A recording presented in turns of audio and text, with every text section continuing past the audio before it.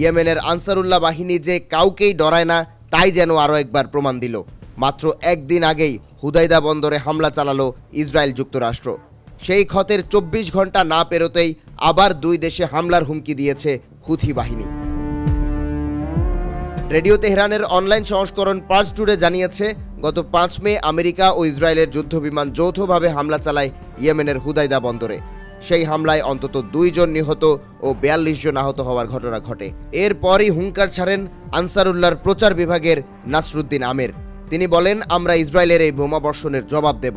গাজা উপত্যকার প্রতি সংহতির অংশ হিসেবে আমাদের সামরিক অভিযান অব্যাহত থাকবে এবং ঘোষিত নৌ ও আকাশ অবরোধ প্রত্যাহার করা হবে না। গাজা রক্ষায় আমাদের অভিযান আরও তীব্র হবে, এর জন্য যত মূল্যই দিতে হোক। হামলাটিকে ইরানের পক্ষ থেকে বলা হচ্ছে, যুক্তরাষ্ট্র ও ইসরায়েলের এই যৌথ হামলা মানবতা ও আন্তর্জাতিক নীতিমালার ওপর আঘাত। এই হামলার তীব্র নিন্দা জানিয়েছে লেবাননের হিজবুল্লাহ, ফিলিস্তিনের হামাসের সদস্যরাও। হামাসের বিবৃতিতে বলা হয়েছে, ইসরায়েল এই হামলার মাধ্যমে তাদের কলঙ্কিত ভাবমূর্তি পুনরুদ্ধার করতে চাইছে। ইসরায়েলের গণমাধ্যম সূত্রে জানা গেছে, সোমবার রাতের হামলায় ইয়েমেনি নাগরিকদের উপর ইসরায়েলি যুদ্ধবিমানগুলো 48টি বোমা ফেলেছে। মোট 8 ধাপে এ হামলা চালায় তারা।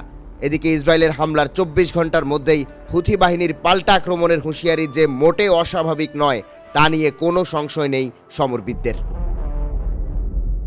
আল জাজিরা এক প্রতিবেদনে যুক্তরাষ্ট্রের প্রতিরক্ষা বিভাগের সূত্রে জানিয়েছিল, 31 মার্চ থেকে 22 এপ্রিল পর্যন্ত নজরদারি ও আক্রমণের দায়িত্বে থাকা যুক্তরাষ্ট্রের MQ-9 রেপার ড্রোন প্রায় 7টির মতো ভূপাতিত করে হুথি বাহিনী, যার প্রতিটিরই মূল্য ছিল $30 মিলিয়ন।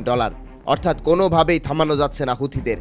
তাদের দাবি একটাই, যদি ইসরায়েল স্থায়ী যুদ্ধবিরতিতে সম্মত হয় তবে হামলাও বন্ধ করবে তারা।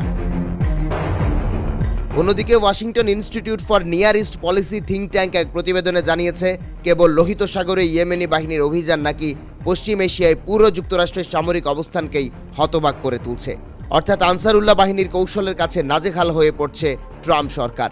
লোহিত সাগরে থাকা যুক্তরাষ্ট্র, যুক্তরাজ্য ও ইসরায়েলের জাহাজগুলোকে তারা খুবই কৌশলের সঙ্গে দমন করছে বলেও জানায় মার্কিন থিঙ্ক ট্যাঙ্ক প্রতিষ্ঠানটি। ফলে যতই হামলা চালাক, ইয়েমেনের হুথি বাহিনীকে যে খুব সহজে দমন করতে পারবে না ট্রাম্প আর নেতানিয়াহু, তা বুঝতে আর বাকি নেই সমরবিদদের।